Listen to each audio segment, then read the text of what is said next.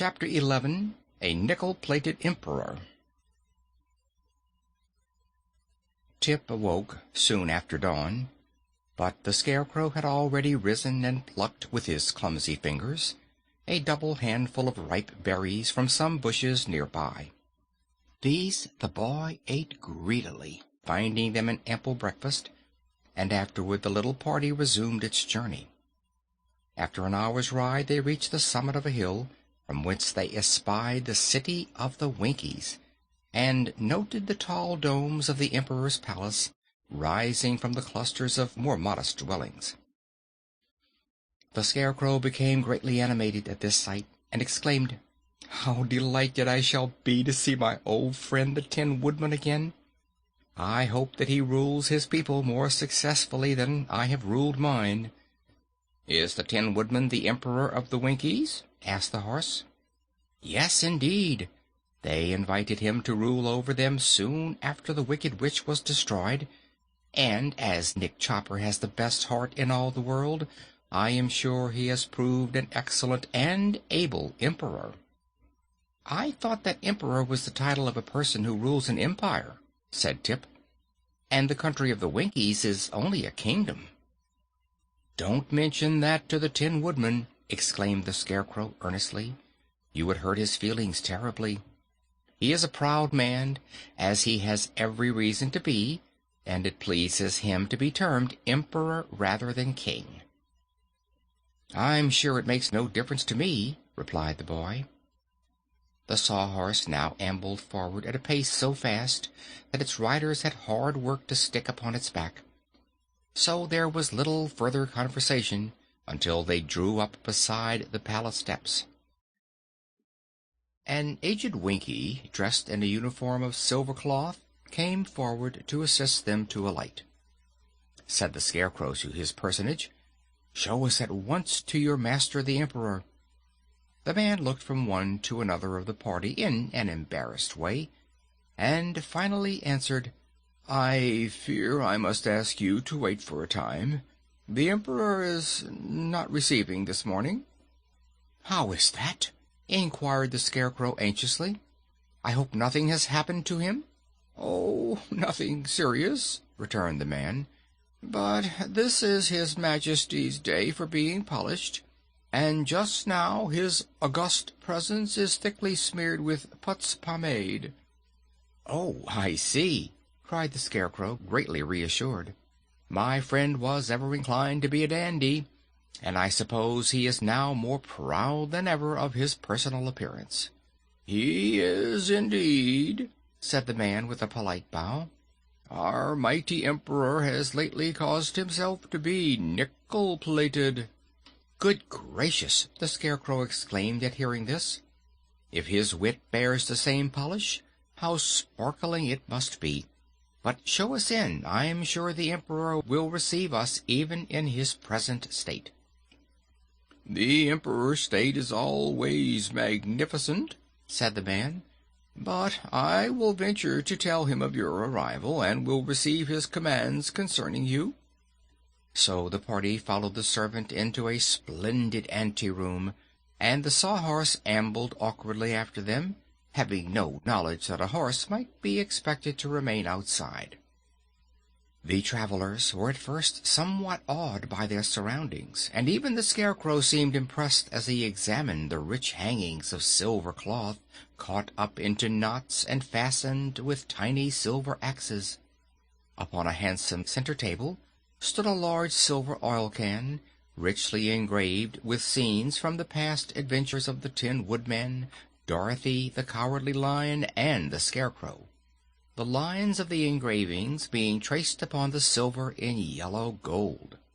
On the walls hung several portraits, that of the Scarecrow seeming to be the most prominent and carefully executed, while a large painting of the famous Wizard of Oz, in the act of presenting the Tin Woodman with a heart, covered almost one entire end of the room. While the visitors gazed at these things in silent admiration, they suddenly heard a loud voice in the next room exclaim, "Well, well, well! What a great surprise!" and then the door burst open, and Nick Chopper rushed into their midst and caught the Scarecrow in a close and loving embrace that creased him into many folds and wrinkles. "My dear old friend, my noble comrade!" cried the Tin Woodman joyfully. "How delighted I am to meet you once again!" And then he released the Scarecrow and held him at arm's length while he surveyed the beloved painted features. But alas, the face of the Scarecrow and many portions of his body bore great blotches of Putz pomade, for the Tin Woodman, in his eagerness to welcome his friend, had quite forgotten the condition of his toilet, and had rubbed the thick coating of paste from his own body to that of his comrade. "Dear me," said the Scarecrow dolefully, "what a mess I'm in." "Never mind, my friend," returned the Tin Woodman. "I'll send you to my Imperial laundry, and you'll come out as good as new." "Won't I be mangled?" asked the Scarecrow. "No, indeed," was the reply. "But tell me, how came your Majesty here, and who are your companions?" The Scarecrow, with great politeness, introduced Tip and Jack Pumpkinhead, and the latter personage seemed to interest the Tin Woodman greatly. "You are not very substantial, I must admit," said the Emperor, "but you are certainly unusual, and therefore worthy to become a member of our select society." "I thank your Majesty," said Jack humbly. "I hope you are enjoying good health," continued the Woodman. "At present, yes," replied the Pumpkinhead with a sigh. "But I am in constant terror of the day when I shall spoil." "Nonsense," said the Emperor, but in a kindly, sympathetic tone. "Do not, I beg you, dampen today's sun with the showers of tomorrow, for before your head has time to spoil, you can have it canned, and in that way it may be preserved indefinitely." Tip, during this conversation, was looking at the Woodman with undisguised amazement, and noticed that the celebrated Emperor of the Winkies was composed entirely of pieces of tin, neatly soldered and riveted together into the form of a man. He rattled and clanked a little as he moved, but in the main he seemed to be most cleverly constructed, and his appearance was only marred by the thick coating of polishing paste that covered him from head to foot. The boy's intent gaze caused the Tin Woodman to remember that he was not in the most presentable condition, so he begged his friends to excuse him while he retired to his private apartment and allowed his servants to polish him. This was accomplished in a short time, and when the Emperor returned, his nickel-plated body shone so magnificently that the Scarecrow heartily congratulated him on his improved appearance. "That nickel plate was, I confess, a happy thought," said Nick, "and it was the more necessary because I had become somewhat scratched during my adventurous experiences. You will observe this engraved star upon my left breast. It not only indicates where my excellent heart lies, but covers very neatly the patch made by the wonderful wizard when he placed that valued organ in my breast with his own skillful hands." "Is your heart, then, a hand organ?" asked the Pumpkinhead curiously. "By no means," responded the Emperor with dignity. "It is, I am convinced, a strictly orthodox heart, although somewhat larger and warmer than most people possess." Then he turned to the Scarecrow and asked, "Are your subjects happy and contented, my dear friend?" "I cannot say," was the reply, "for the girls of Oz have risen in revolt and driven me out of the Emerald City." "Great goodness!" cried the Tin Woodman. "What a calamity! They surely do not complain of your wise and gracious rule." "No, but they say it is a poor rule that don't work both ways," answered the Scarecrow. "And these females are also of the opinion that men have ruled the land long enough. So they have captured my city, robbed my treasury of all its jewels, and are running things to suit themselves. Dear me! What an extraordinary idea!" cried the Emperor, who was both shocked and surprised. "And I heard some of them say," said Tip, "that they intend to march here and capture the castle and city of the Tin Woodman." "Ah, we must not give them time to do that," said the Emperor quickly. "We will go at once and recapture the Emerald City and place the Scarecrow again upon his throne." "I was sure you would help me," remarked the Scarecrow in a pleased voice.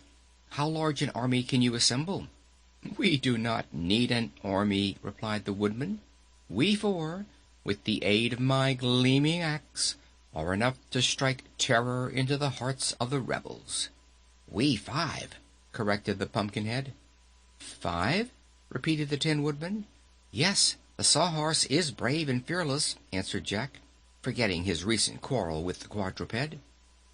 The Tin Woodman looked around him in a puzzled way, for the Sawhorse had until now remained quietly standing in a corner where the Emperor had not noticed him.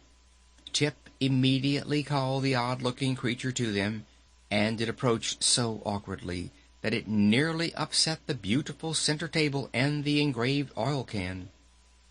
"I begin to think," remarked the Tin Woodman as he looked earnestly at the Sawhorse, "that wonders will never cease. How came this creature alive?"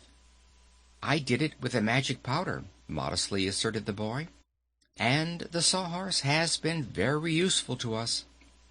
"He enabled us to escape the rebels," added the Scarecrow. "Then we must surely accept him as a comrade," declared the Emperor. "A live Sawhorse is a distinct novelty, and should prove an interesting study. Does he know anything?" "Well, I cannot claim any great experience in life," the Sawhorse answered for himself, "but I seem to learn very quickly, and often it occurs to me that I know more than any of those around me." "Perhaps you do," said the Emperor, "for experience does not always mean wisdom. But time is precious just now, so let us quickly make preparations to start upon our journey." The Emperor called his Lord High Chancellor and instructed him how to run the kingdom during his absence. Meanwhile, the Scarecrow was taken apart, and the painted sack that served him for a head was carefully laundered and restuffed with the brains originally given him by the Great Wizard. His clothes were also cleaned and pressed by the Imperial tailors, and his crown polished and again sewed upon his head, for the Tin Woodman insisted he should not renounce this badge of royalty. The Scarecrow now presented a very respectable appearance, and although in no way addicted to vanity, he was quite pleased with himself, and strutted a trifle as he walked. While this was being done, Tip mended the wooden limbs of Jack Pumpkinhead and made them stronger than before, and the Sawhorse was also inspected to see if he was in good working order. Then, bright and early the next morning, they set out upon the return journey to the Emerald City, the Tin Woodman bearing upon his shoulder a gleaming axe and leading the way, while the Pumpkinhead rode upon the Sawhorse, and Tip and the Scarecrow walked upon either side to make sure that he didn't fall off or become damaged. End of chapter 11.